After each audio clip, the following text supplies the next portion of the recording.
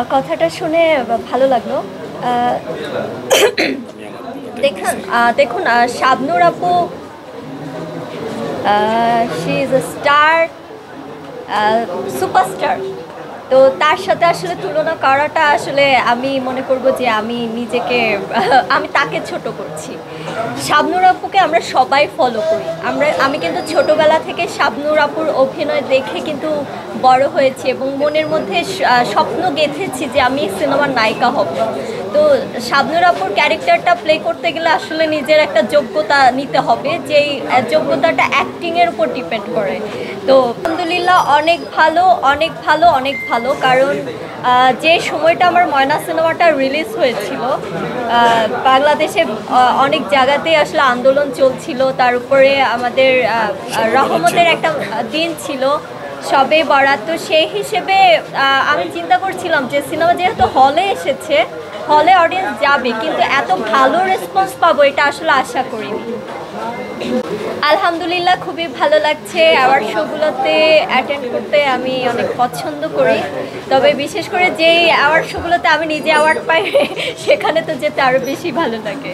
এখন অ্যাওয়ার্ডটা পাই ময়না সিনেমা নিয়ে, কারণ অ্যাওয়ার্ড পেতে তো একটু সময় লাগবে। যে একটা সিনেমা রিলিজ হয়েছে, এটা অডিয়েন্স পছন্দ করবে কি না তার উপরে ডিপেন্ড করে আসলে আমাকে অ্যাওয়ার্ড দেওয়া হবে। এখন যদি আজকে যদি অ্যাওয়ার্ডটা নিয়ে নিতাম তাহলে সবাই বুঝে যেত এটা আমার ফেক। নতুন আর্টিস্ট হিসেবে আমি মনে করি এটা আমার জন্য লাক, কারণ আমি দেখেছি যেহেতু আমি একদমই সিনেমার বড় পর্দার জন্য একদম নতুন ফেস, তো হলে দর্শক টেনে আনাটা আমার জন্য খুবই টাফ।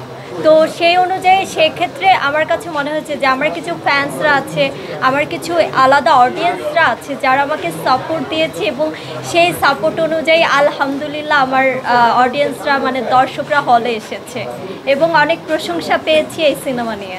আপনারাও তো দেখেছেন তাই না?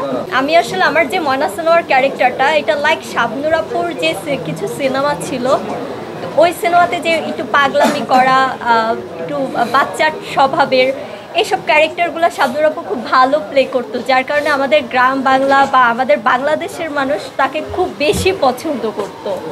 সে রোমান্টিক, কমেডি সব কিছু এভরিথিংয়ে আপনার মাল্টি ট্যালেন্টেড ছিল। তো আমার ময়না সিনেমা আসলে ক্যারেক্টারটা ওইরকমই, একটু পাগলামি করা, দুষ্টুমি করা, রোম্যান্টিক, তারপর একটু স্যাডনেস, হ্যাপিনেস, সব কিছু ফ্যামিলি ড্রামা। তো সেই একটা সিনেমার মধ্যে আমি আমার সব ধরনের অ্যাক্টিং আসলে প্লে করতে পেরেছি। তো যারা ময়না সিনেমা দেখেছেন তারা বলেছিল যে শাবনূর আপুর মতো তো কখনোই হওয়া সম্ভব না।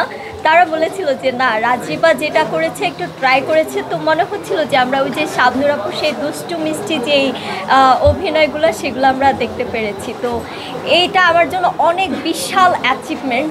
তো আমি মনে করি যে ন্যাচারাল অ্যাক্টিংটা আমি আপনাদের সামনে প্রেজেন্ট করতে পেরেছি, যেখানে আমার কোনো ফেক কোনো কিছু আপনারা পাবেন না।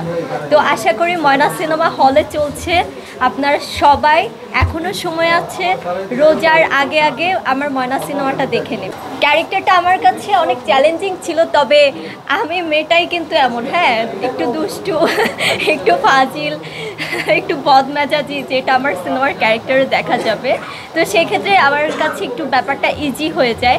তবে এই সিনেমার স্ক্রিপ্ট যদি আমি 2-3 মাস আগে পেতাম তাহলে আমার কাছে মনে হয় যে আমি একদম ফাটি অ্যাক্টিং করতে পারতাম, যেহেতু স্ক্রিপ্টটা রোজার মধ্যে আমাদের সিনেমা হল বন্ধ হয়ে যাবে এবং আমরা সিনেমাটা উঠিয়ে ফেলবো রোজার আগে।